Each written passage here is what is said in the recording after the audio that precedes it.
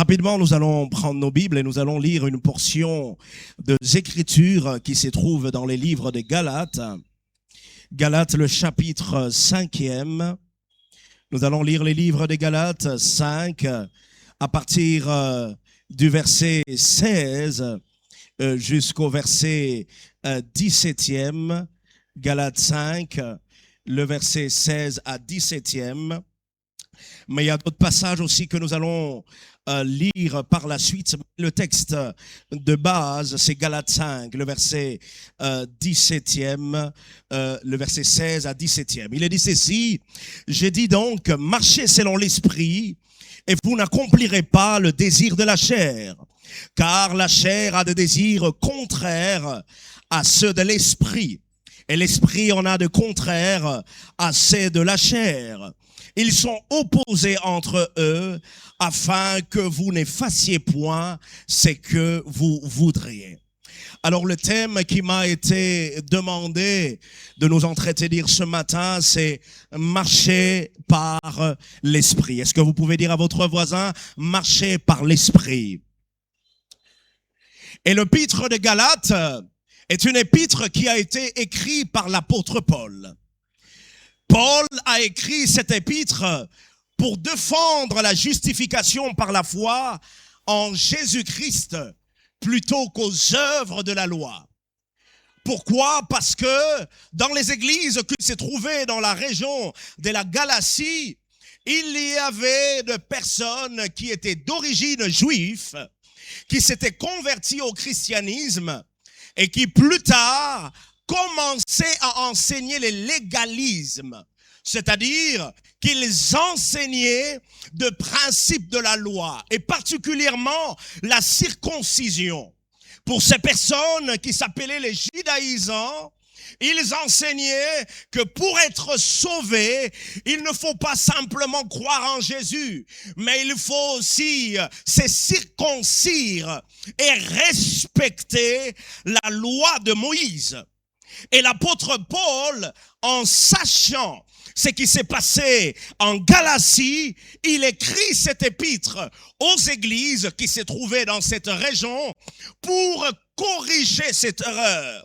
Et si vous lisez attentivement avec moi l'épître des Galates, vous allez remarquer que Paul défend la foi pour parler de la justification par la foi en Jésus. Je voudrais dire à quelqu'un, comme le dit l'apôtre Paul, nous ne sommes pas sauvés d'abord à cause de nos œuvres, mais à cause de la foi que nous plaçons en Jésus. C'est notre foi que nous plaçons en Jésus qui nous sauve. Et c'est ce que l'apôtre Paul est en train d'expliquer dans cette épître des Galates. Mais l'apôtre Paul ne se limite pas là. L'apôtre Paul aussi parle de quelque chose très important dans cette épître, qui est de marcher selon l'esprit. Que signifie marcher par l'esprit? Le mot utilisé dans ce texte marcher, dans son sens grec, signifie avancer, conduire sa vie, progresser continuellement, vivre au quotidien. En d'autres termes, l'apôtre Paul voulait dire marcher par l'esprit, se marcher avec l'esprit, se conduire sa vie avec l'esprit, c'est progresser continuellement avec l'esprit, c'est vivre chaque jour dans la communion de l'esprit. Marcher selon l'esprit signifie penser selon Dieu, parler selon Dieu, conduire sa vie selon le principe de Dieu, dépendre du Saint-Esprit. Marcher selon l'esprit ne se limite pas simplement au parler en d'autres langues.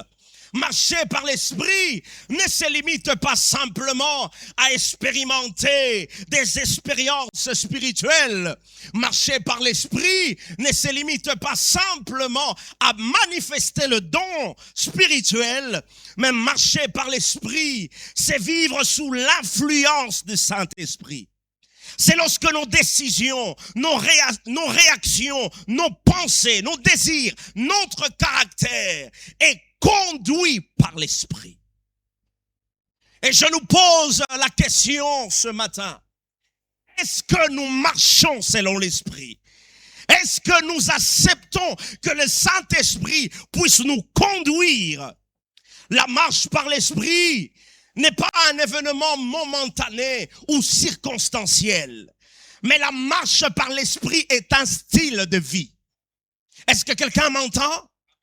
Lorsque nous marchons par l'Esprit, ce n'est pas pour un moment, c'est un style de vie. Tous les jours, je dois marcher par l'Esprit.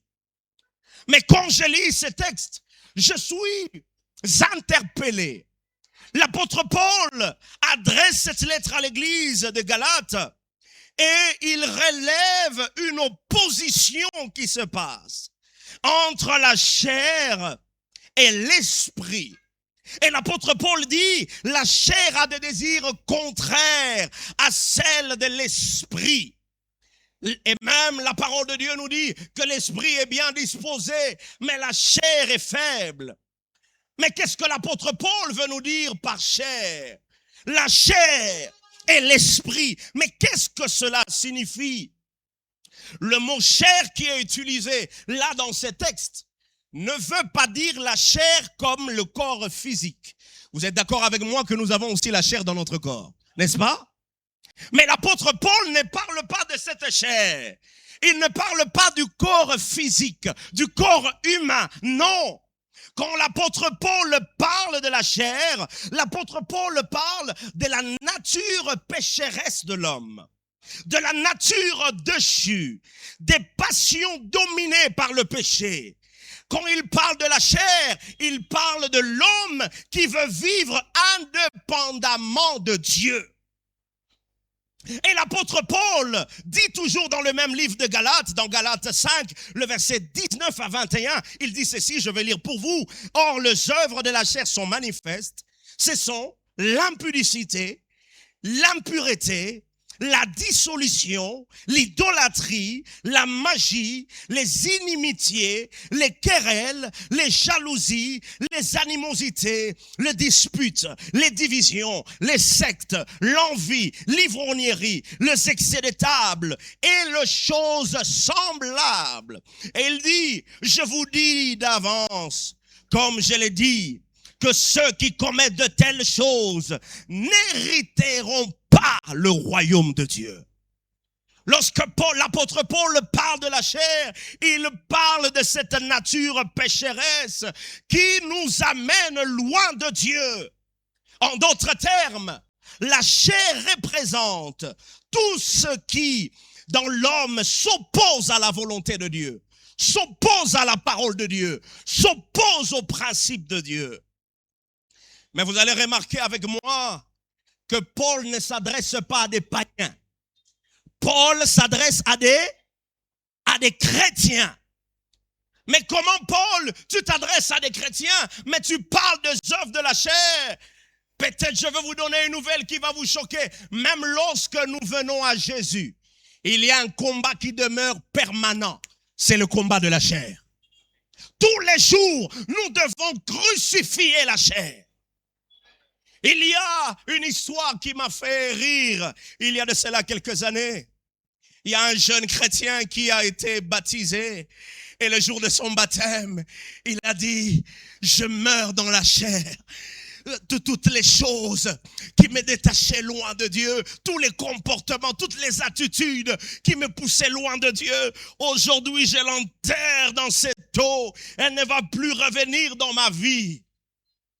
Après 1 mois, après 2 mois, après 3 mois, après 5 mois, il revient, il parle au pasteur. Il dit, pasteur, j'ai comme l'impression que la chair qui s'était noyée dans l'eau de la rivière savait nager. Il a nagé et il m'a poursuivi jusqu'à la maison. Parce que depuis un certain temps, je commence un peu à remarquer certaines colères, certaines attitudes qui commencent à me revenir. Et c'est ça le combat du chrétien. Nous devons combattre la chair tous les jours de notre vie. Et j'aime ce que mon père a l'habitude de dire, que la plus grande bataille dans la vie chrétienne n'est pas de foi le combat contre le diable, parce que le diable, Jésus l'a vaincu à la croix. Jésus a vaincu les dominations, il a vaincu les autorités à la croix, mais un combat qui demeure permanent, c'est le combat de la chair. Quand le diable m'attaque, je sais qu'en moi règne celui qui est plus fort que celui qui est dans le monde. Je sais que je n'ai pas peur et je peux me servir de l'autorité de Jésus. Mais dans la bataille de la chair, c'est une bataille interne où nous devons combattre cette nature pécheresse. Et cela, c'est dans la vie de tout le monde, sans exception. Que tu sois un homme ou un, même jusqu'aux dents, tu dois combattre la chair. Tu dois crucifier la chair.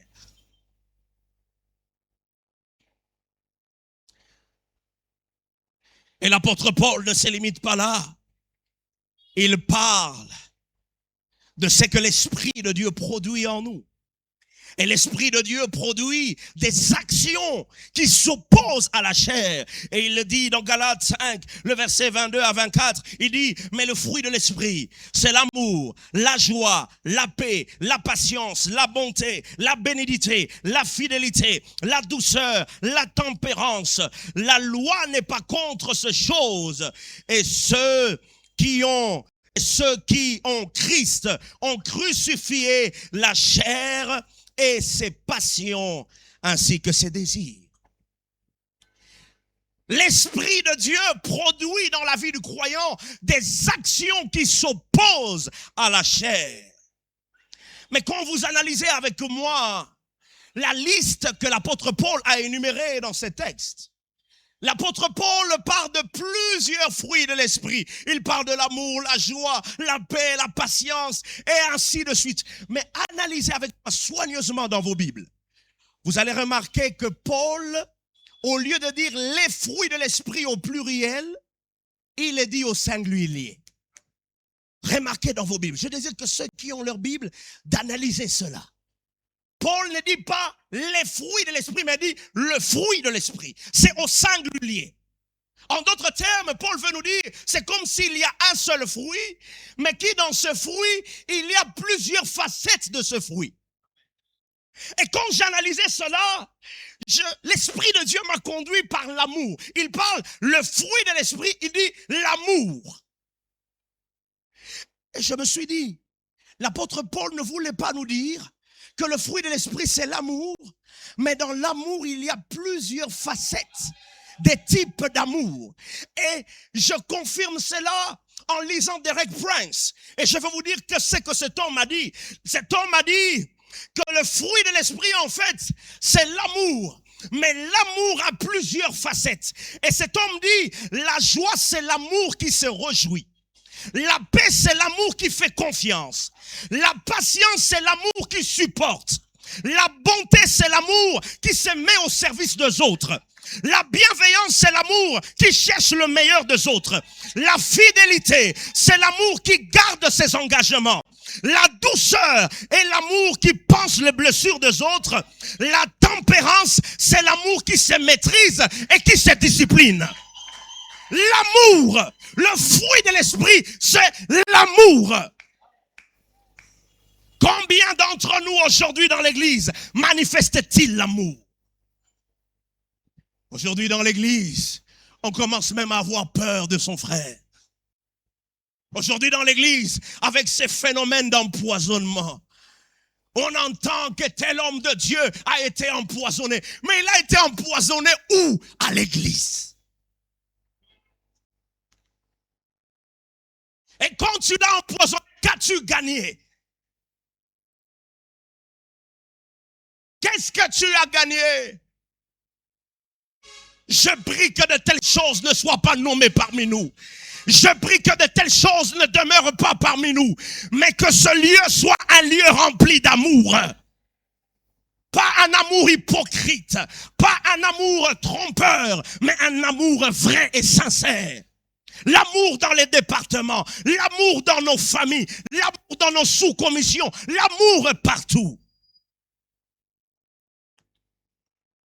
Mais vous savez, ce mot amour, utilisé par Paul, c'est le mot agapao. Et la seule fois dans la Bible où on utilise ces mots amour, c'est là d'abord faire référence à l'amour de Jésus. Et Jésus dit, aimez-vous les uns les autres. Il dit pas comme vous voulez aimer. Il dit comme moi, je vous ai aimé. Et vous savez que veut dire l'amour agapao? L'amour agapao veut dire un amour désintéressé. Tu fais quelque chose sans rien t'attendre en retour. Je t'aime parce que seulement je t'aime. Je ne m'attends pas que tu me fasses d'abord quelque chose pour que je t'aime. Je t'aime parce que l'amour de Dieu demeure en moi. L'amour agapao veut dire un amour sacrificiel. On est prêt même à se sacrifier pour l'autre. Je ne dis pas que tu dois aller mourir pour nous à la croix. Jésus l'a accompli, l'a si bien accompli. Mais les sacrifices peuvent avoir plusieurs formes. Les sacrifices peuvent dire, je peux venir aider mon frère dans un moment difficile, prier pour lui, le soutenir. C'est ça le sacrifice.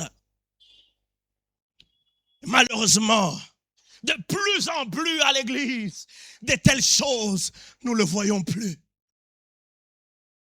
Le fruit de l'esprit, c'est lorsque les hommes peuvent voir dans notre vie le caractère de Jésus.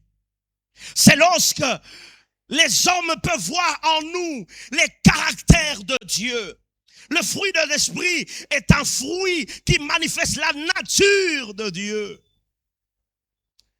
Et j'aime ce que Paul dit toujours dans le livre de Galates, Galates 2, le verset 20, j'ai été crucifié avec Christ. Et si je vis, ce n'est plus moi qui vis, c'est Christ qui vit en moi. Et le fruit de l'esprit, c'est lorsque les hommes, quand ils te voient, ils peuvent dire en toi, il y a quelque chose de différent. Et vous savez, à Antioche, c'est là que c'était la première fois qu'on a utilisé le mot chrétien. Les chrétiens ne se sont jamais autoproclamés chrétiens. Quand vous lisez dans votre Bible, nulle part, les disciples s'étaient autoproclamés chrétiens. C'était des hommes qui les avaient observés. Ils ont dit, ces hommes sont des chrétiens. En d'autres termes, ils mènent leur vie comme leur maître qui est Jésus. Je prie dans le nom de Jésus, sans que tu puisses parler, même dans ton lieu de travail, même à l'université, que les hommes voient en toi la vie de Jésus. Nous n'avons pas toujours besoin à crier. Les hommes doivent voir Jésus en nous. Nous sommes fatigués de ces chrétiens de nom, mais pas des chrétiens de vie. Fatigués de ces chrétiens qui s'autoproclament chrétiens, mais qui dans leur vie, il n'y a rien de Christ en eux. Et c'est ce que l'apôtre Paul est en train de dire à cette église. De marcher selon l'esprit. Qu'on commence à remarquer en vous la vie de l'esprit. Mais rapidement, afin de clôturer, de chuter, nous allons nous poser la question, comment marcher selon l'esprit?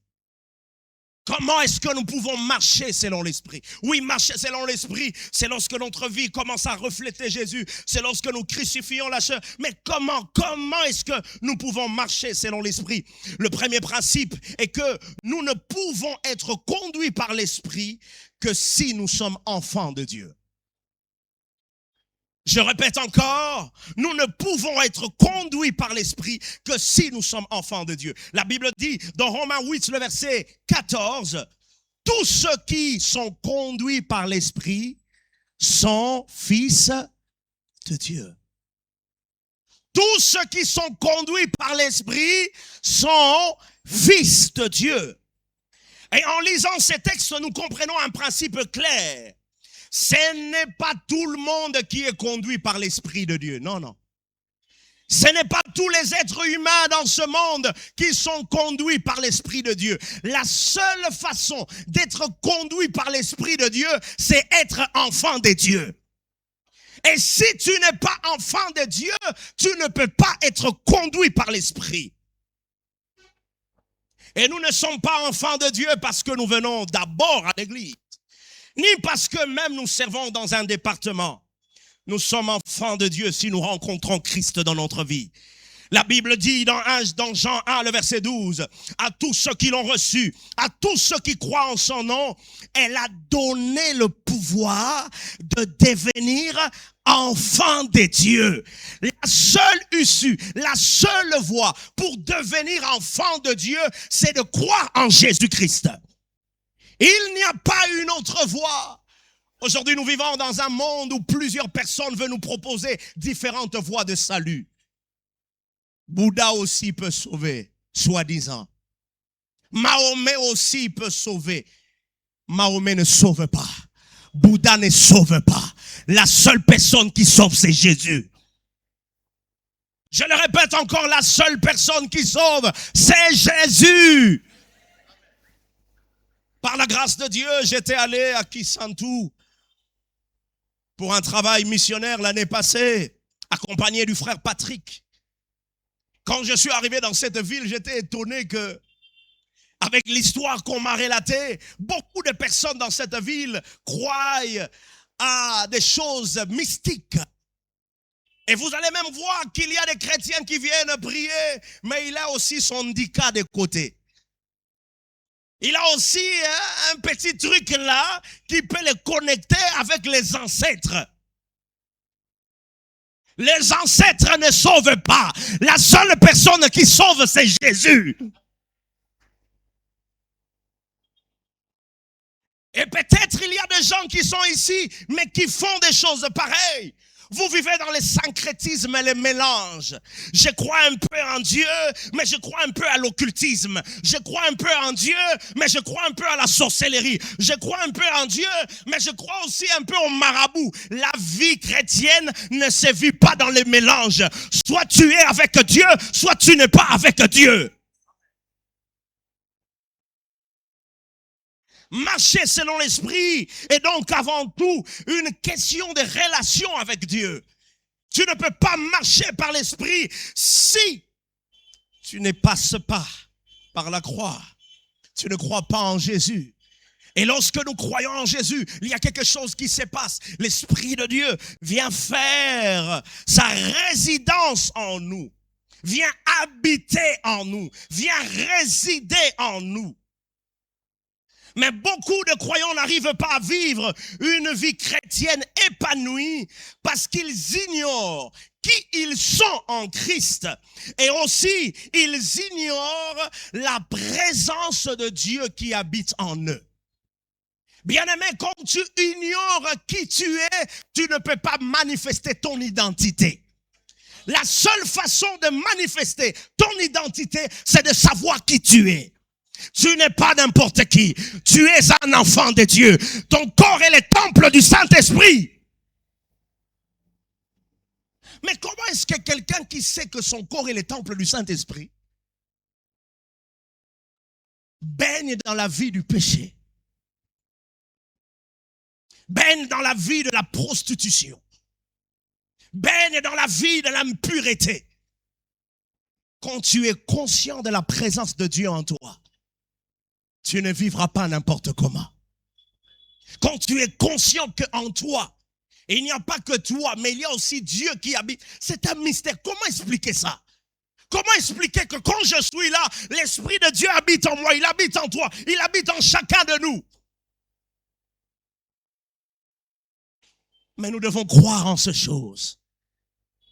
Et quand je sais qu'il habite en moi, je ne peux pas faire n'importe quoi. Voilà pourquoi l'apôtre Paul dit dans 1 Corinthiens 6, le verset 19, « Ne savez-vous pas que votre corps est le temple du Saint-Esprit qui est en vous, que vous avez reçu de Dieu et que vous ne vous appartenez pas à vous-même. » Tu ne t'appartiens pas à toi-même.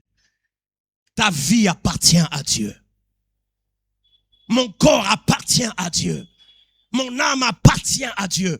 Tout de moi appartient à Dieu. Mais deuxièmement, marcher selon l'esprit implique que nous apprenons à connaître continuellement la personne du Saint-Esprit. Il faut, quand Jésus vient dans mon cœur, l'Esprit de Dieu vient résider en moi, je suis maintenant appelé à connaître cette personne. Qui est le Saint-Esprit? Le Saint-Esprit n'est pas une puissance. Le Saint-Esprit est Dieu. Et le Saint-Esprit est la troisième personne de la Trinité. Et nous croyons en un seul Dieu se manifestant en trois personnes. Le Père, le Fils et le Saint-Esprit. Il y a certaines personnes qui pensent que le Saint-Esprit est une force immanente de Dieu. Non! Le Saint-Esprit est Dieu. Et j'aime ce que la Bible dit. Vous recevrez une puissance, celle du Saint-Esprit. C'est le Saint-Esprit qui communique la puissance. Mais l'Esprit de Dieu n'est pas une... C'est lui qui communique la puissance. Le Saint-Esprit est Dieu. Mais nous vivons dans un monde où plusieurs pensent que le Saint-Esprit est une influence, une puissance, une force, une énergie. Et cela est complètement faux. Mais vous allez analyser avec moi le temps, je cours après le temps, j'essaie à synthétiser les choses. Quand vous lisez, vous pouvez les lire chez vous à la maison, dans Acte 19, le verset 2. L'apôtre Paul, lorsqu'il s'est rendu à Éphèse, il a vu certains disciples, il les a posé la question, avez-vous reçu le Saint-Esprit lorsque vous avez cru? Vous avez entendu la réponse de ces gens? Ils ont dit, nous ne savons même pas qu'il existe un Saint-Esprit. Mais ils étaient des chrétiens. Est-ce que toi aussi tu es comme ces gens? Tu viens prier ici, mais tu ne sais pas qu'il existe un Saint-Esprit. Et ça, c'est un problème d'ignorance. Et pour chasser l'ignorance, il faut être exposé par la parole de Dieu.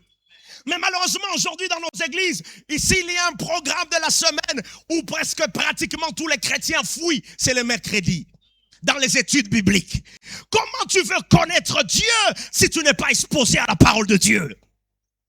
Comment tu veux connaître les Saintes Écritures si tu n'es pas exposé par la parole de Dieu? Bien-aimé dans le Seigneur, Dieu, on ne finira jamais de l'apprendre. Il est un Dieu infini. Même la connaissance que tu sais de lui ne détermine pas tout ce qu'il est. Il est plus grand que ce que tu connais de lui. Voilà pourquoi la connaissance de Dieu doit se faire jour après jour. On vient rater dans ma étude biblique. Après on va t'attendre dire des bêtises là-bas. Et vous savez, il y a des gens qui disent des bêtises avec assurance. Il y avait une fois, dans la réunion des cellules, et surtout chez nous, il y a un système de partage. À la cellule, on ne prêche pas. Il y a un système vraiment de partage. On lit la Bible, nous tous, et on partage ce que Dieu nous a dit. Alors, il y avait un jeune frère qui disait, Jésus-Christ est 50% Dieu et 50% homme. 50 plus 50, ça fait 100. Je me suis dit, Ndeko, Babiloko, osu yango, wapi. Non, et je connaissais ses frères, il a traîné à l'église. J'ai dit, osu biloko wana wapi, wapi, wapi. Ne faites pas la honte de celui qui est le berger dans ce lieu, mais faites sa joie en connaissant les Saintes Écritures. Ça fait des fois mal lorsque les hommes de Dieu se poumonnent à enseigner les Écritures, mais ceux qui écoutent, un, ne vivent pas cette parole, et deux, ne savent même pas comprendre ce qui est enseigné. On se pose des questions, mais on doit prêcher en quelle langue? Qu'est-ce qu'on doit faire? Il y a des gens qui ignorent qui est le Saint-Esprit. Le Saint-Esprit est une personne. Et quand on parle que le Saint-Esprit est une personne, cela ne veut pas dire qu'il a un corps physique comme nous, non. Cela ne veut pas dire qu'il a des jambes comme nous, non. Quand on parle d'une personne, c'est-à-dire qu'il a une intelligence, une affectivité, une aptitude. Il est capable de communiquer, il a une personnalité. Il y avait une liste de passages bibliques que j'allais bien donner, mais je vais juste sauter quelques-uns. Et quand vous analysez avec moi la Bible dit que le Saint-Esprit a une pensée. Il peut penser. Et là, vous pouvez le lire dans Romains 8, le verset 27. Il est dit ceci, celui qui sonde le cœur, qui connaît quelle est la pensée de l'Esprit. parce que selon Dieu qu'il intercède en faveur de saints. La Bible dit que le Saint-Esprit, il a la connaissance, il connaît tout. Et là, vous pouvez le lire dans 1 Corinthiens 2, le verset 10 à 11. Il est dit ceci: Dieu nous les a révélés par l'Esprit, car l'Esprit sonde tout, même les profondeurs de Dieu. Lesquels des hommes, en effet, connaît les choses des hommes, si ce n'est que l'esprit de l'homme qui est en lui. De même, personne ne connaît les choses de Dieu, si ce n'est que l'esprit de Dieu. Bien-aimé, tu ne peux pas connaître la parole de Dieu par toi-même. Tu as besoin du Saint-Esprit. La Bible nous dit que le Saint-Esprit, il a cette sensibilité, il évoque l'amour de l'Esprit. Vous pouvez le lire dans Romains 15, le verset 30. La Bible dit: je vous exhorte, frères, par notre Seigneur Jésus-Christ et par l'amour de l'Esprit. La Bible nous dit que l'Esprit a une volonté. Vous pouvez le lire dans 1 Corinthiens 12, le verset 11. L'Esprit de Dieu enseigne. Jean 14, le verset 26. Je vais le lire. La Bible dit: mais les consolateurs, l'Esprit Saint, que le Père enverra en mon nom, vous enseignera toutes choses et vous rappellera ce que je vous ai dit. La Bible dit que l'Esprit rend témoignage. Vous pouvez le lire dans Jean 15, le verset 26. Et la Bible aussi dit que l'Esprit de Dieu peut être attristé. Attristé.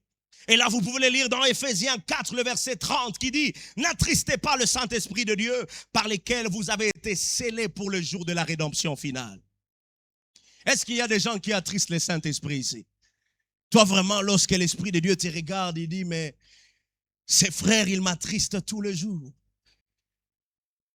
Et la Bible dit que l'Esprit de Dieu aussi empêche. J'ai une bonne nouvelle à annoncer à quelqu'un. Avec l'Esprit de Dieu, ce n'est pas simplement oui, oui. Des fois aussi, l'Esprit de Dieu peut te dire non. Quelqu'un m'a entendu? L'Esprit aussi de Dieu peut t'interdire. Ne va pas là-bas. Avec l'Esprit de Dieu, ce n'est pas toujours tu dois aller. Des fois, il va te dire, il ne faut pas se déplacer. Et là, vous pouvez le lire dans Actes 16, 6 à 7. La Bible dit: l'Esprit prie et intercède pour nous. Romains 8, le verset 26. La Bible dit: l'Esprit aide. Romains 8, toujours le verset 26. Et la Bible aussi nous dit que l'Esprit parle. Et vous pouvez le lire dans Matthieu 10, le verset 20. Et dans Actes 8, le verset 29. Vous savez, bien aimé, quand nous avons l'Esprit de Dieu en nous, nous pouvons communier avec Dieu. Il m'est arrivé, alors que mon épouse était en phase terminale pour accoucher. Et quelque temps avant, l'Esprit de Dieu avait commencé d'abord à la parler. Elle voyait dans des rêves comme si on enlevait les bébés et elle avait perdu les bébés. Et moi et mon épouse, on a pris le temps à prier, à chercher la face de Dieu. Et alors que nous étions allés voir le médecin, alors qu'elle était en phase terminale, le médecin nous a dit que dans quelques temps, ta femme, voilà, elle est déjà à la fin. Si vous ressentez ça, venez rapidement à l'hôpital. Alors on s'était dit, bon, on va peut-être dans les quelques jours qui restent là, on peut aller acheter les petites choses qui restent, la lotion pour les bébés, la poudre et tout ça. On va aller l'acheter. Et alors on s'est déplacé avec mon épouse. Et aussi, on nous avait encouragé, non, qu'il faut marcher. Elle ne doit pas simplement s'asseoir. Alors, on avait marché et on a pris les moyens de transport. Et c'était bien. C'était normal, très bien, très bien. Mais quand on est arrivé à la station Salongo, avant d'arriver là, j'entends clairement l'Esprit de Dieu me dire: prie pour ta femme. Prie pour ta femme. Et bien avant, lorsque j'étais en prière, l'Esprit de Dieu me parlait. Il me disait, j'étais en train de prier, j'ai entendu une voix. Ça, c'était pas l'Esprit de Dieu, mais c'était comme une voix d'oppression qui me disait: tu vas perdre ta femme et ton enfant. Je me suis mis à prier, j'ai refusé ces choses. Et lorsque nous étions avec mon épouse dans les taxibus, on est descendu à la station Salongo. Je vois cette vision que tu vas perdre ta femme. J'ai commencé à prier dans mon cœur. J'ai dit: Seigneur, que l'ennemi ne triomphe pas. Je refuse cela. Bien-aimé, on est arrivé à la station. Alors vous connaissez tous les 3 punais, non? Nous tous nous montons là-dessus. Et alors, il y avait un monsieur qui était monté et moi j'étais juste derrière mon épouse. Elle devait monter après moi, je monte. Et lorsqu'elle a mis juste le pied, il y a quelqu'un qui est venu, je ne sais pas d'où, pour arracher la clé de contact de ce chauffeur de 3 punais. Et ça s'est passé tellement vite, je ne sais pas qui avait appuyé sur l'accélérateur. Ils ont accéléré, ça a projeté mon épouse à peu près 2 mètres de loin. Une femme enceinte en phase terminale, elle tombe sur le ventre. Vous savez, lorsque j'ai vu ça, j'ai commencé à repenser des choses. J'ai commencé à raisonner. J'ai dit, mon Dieu, mais qu'est-ce que je suis en train de voir là? Je suis allé rapidement aider ma femme à se relever et on fait comprendre que ce que ce monsieur avait fait n'était pas admissible. Pour lui, il a raison. Parce que derrière lui, il y avait la police qui avait demandé de faire ça. À ce moment-là, la chair voulait agir. J'ai dit, est-ce qu'ici, je ne peux pas me transformer en Samson pour donner quelques coups à cet homme parce que les paroles ne suffisent pas. Mais heureusement, Dieu n'avait pas permis ça. Et je n'étais pas tombé dans les œuvres de la chair. Sinon, ce jour-là, on allait dire, voilà le pasteur, il avait frappé un frère. Je me suis rappelé de quelques techniques de karaté que j'avais appris quand j'étais adolescent. Mais heureusement. Et après, on décide carrément de rentrer à la maison. On arrive à la maison avec mon épouse, elle avait des douleurs, elle avait mal. J'ai dit, on ne peut pas rester ici, on doit aller à l'hôpital. On appelle le médecin nous dit, c'est une urgence, il faut vite aller à l'hôpital, on va faire l'échographie pour savoir si tout va bien. Mais lui-même, le médecin principal n'était pas là. Il y avait ses assistants qui étaient là, et alors son assistant nous a reçus. Il a commencé à faire l'échographie. Regardez ce que cet homme nous dit. Il nous dit, tout est normal.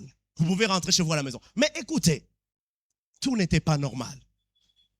Quand j'ai regardé l'écran de l'échographie, je ne suis pas médecin. Mais l'Esprit de Dieu m'a permis de comprendre qu'il y avait une anomalie. J'ai dit au médecin, je ne suis pas médecin. Mais j'ai vu ça.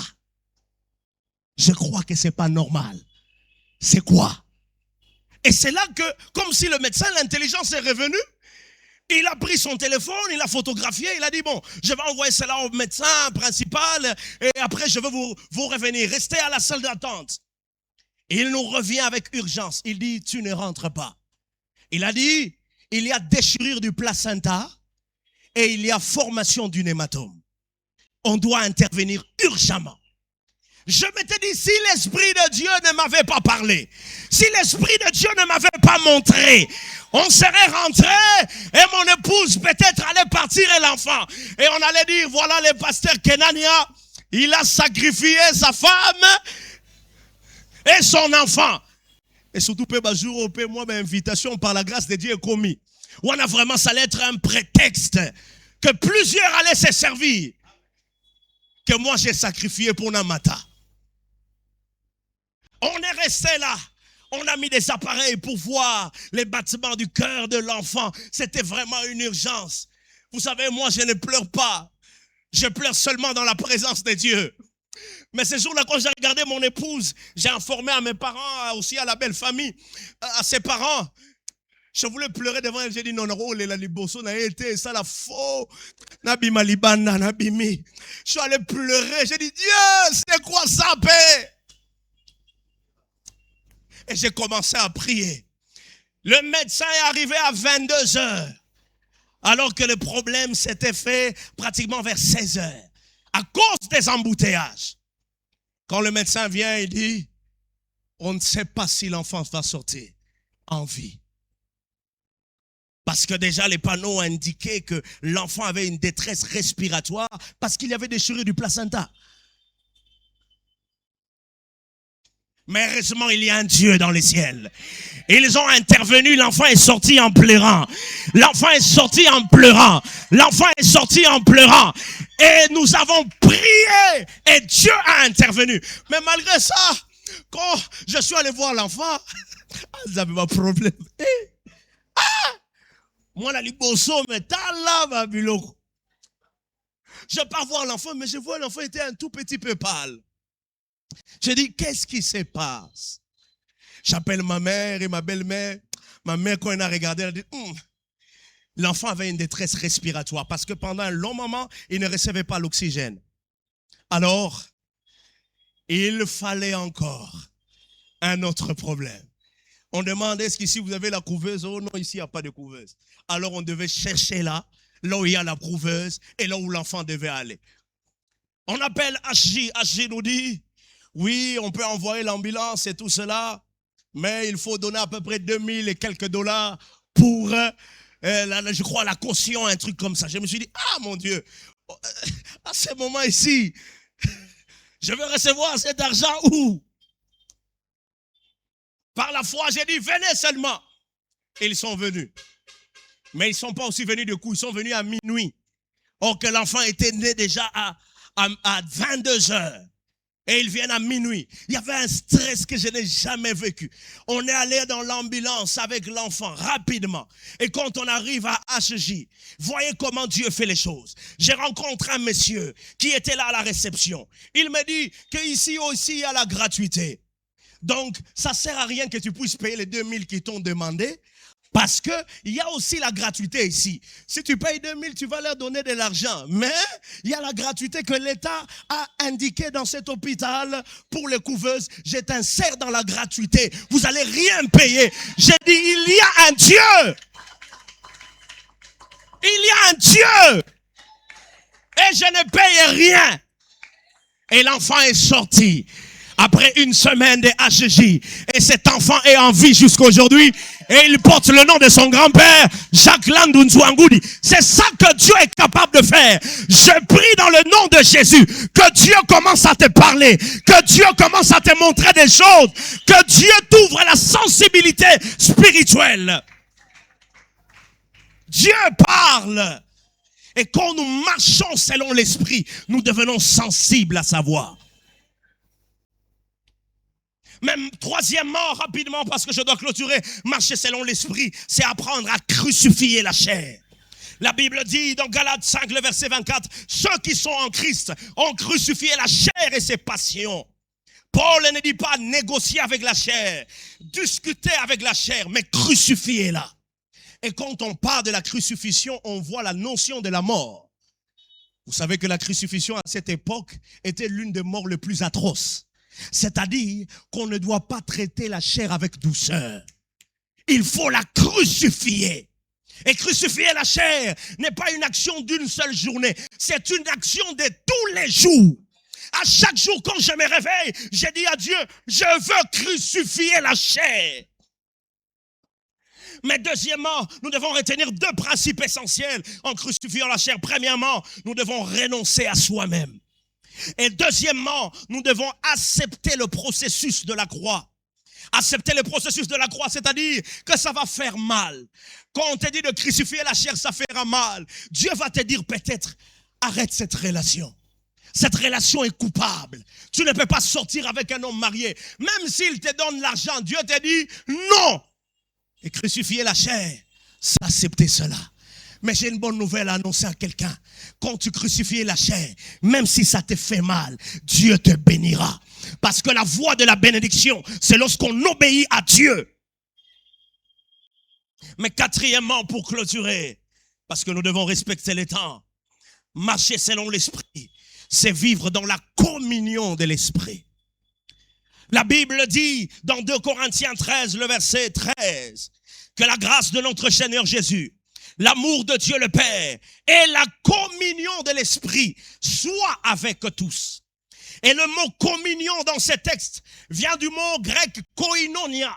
Ce mot veut dire communion, partage, fraternité, participation, union profonde, vie en commun. Et de fois, ce mot était utilisé pour parler d'une relation intime entre un homme et une femme. Et quand l'apôtre Paul dit la communion du Saint-Esprit, il veut dire quoi? Nous devons vivre dans une intimité. L'intimité avec l'esprit. L'intimité par la vie de prière, l'intimité par la vie de méditation, l'intimité par l'obéissance. Combien d'enfants de Dieu ont encore du temps pour prier? Il y a des gens qui prient qu'à l'église. Il y a des gens qui ouvrent la Bible qu'à l'église. La semaine, tu ne pries pas. Oh, je suis trop occupé pour prier. Oh, je n'ai pas du temps pour chercher Dieu. Bien-aimé dans le Seigneur, la prière, c'est une vie de dépendance à Dieu. Il y a un homme qui a dit une fois, pourquoi est-ce que je dois prier? Pourquoi est-ce que je dois prier? J'ai des moyens, j'ai des richesses, j'ai ceci, cela. Vous allez prier pour que Dieu agisse dans votre vie. On ne prie pas d'abord pour demander à Dieu. On prie parce que notre vie dépend de Dieu. Ma vie dépend de Dieu. Voilà pourquoi je prie. Même si Dieu m'a donné des moyens financiers, ma vie ne dépend que de Dieu. Et si je dépends de Dieu, je dois les chercher. J'ai une bonne nouvelle à annoncer à quelqu'un ce matin. Dans la vie chrétienne, il n'y a pas d'indépendance spirituelle. Ça n'existe pas. Tu dois dépendre de Dieu. La communion de l'esprit, c'est vivre dans l'intimité avec Dieu. C'est chercher sa face. Et il y a un homme de Dieu qui me marque quand je lis la Bible. C'est Moïse. La Bible me dit dans Exode 33, le verset 11, l'Éternel parlait à Moïse face à face, comme un homme parle à son ami. Oh mon Dieu. Moïse avait atteint une communion avec Dieu, où l'Éternel parlait avec lui comme un homme parle à son ami. Et la Bible ne se limite pas là. Dans Exode 33, le verset 18, il a dit ceci. Fais-moi voir ta gloire. Celui qui demande à Dieu, fais-moi voir ta gloire. Il avait vu cette gloire de Dieu dans les buissons ardents. Celui qui demande à Dieu, fais-moi voir ta gloire. Il a vu comment Dieu avait envoyé les 10 plaies en Égypte. Celui qui demande à Dieu, fais-moi voir ta gloire. C'est cet homme-là qui avait vu comment Dieu a divisé la mer Rouge en deux. Celui qui demande à Dieu, fais-moi voir ta gloire. Il est cet homme qui a vu comment Dieu faisait descendre la manne du ciel pour nourrir les Israélites. Mais malgré toutes ces expériences, Moïse vient encore dans la présence de Dieu. Et il dit, fais-moi voir ta gloire. Je voudrais dire à quelqu'un, ce qui compte le plus dans la marche avec Dieu, ce n'est pas ce que Dieu est capable de faire pour toi, mais c'est sa personne. Moïse n'était pas intéressé par les actions du passé de Dieu. Lui, il voulait vivre Dieu dans la communion. Je voudrais dire à quelqu'un, quel que soit le miracle que tu peux vivre de Dieu maintenant, que cela ne t'enlève pas à désirer sa présence, que cela ne t'enlève pas à désirer sa communion. Malgré le miracle, moi je veux encore vivre la gloire de Dieu. Où sont ces chrétiens qui aspirent à expérimenter de grandes choses avec Dieu? Et ces choses, c'est vie dans la communion. Je prie dans le nom de Jésus que ta communion avec Dieu s'amplifie, que ta façon de servir Dieu s'amplifie, que ta façon de craindre Dieu s'amplifie, que ta façon d'aimer le Seigneur s'amplifie, que ta façon d'obéir à Dieu s'amplifie. Parce que ce qui compte le plus, ce n'est pas ce que Dieu peut nous donner, mais c'est ce qu'il est pour nous.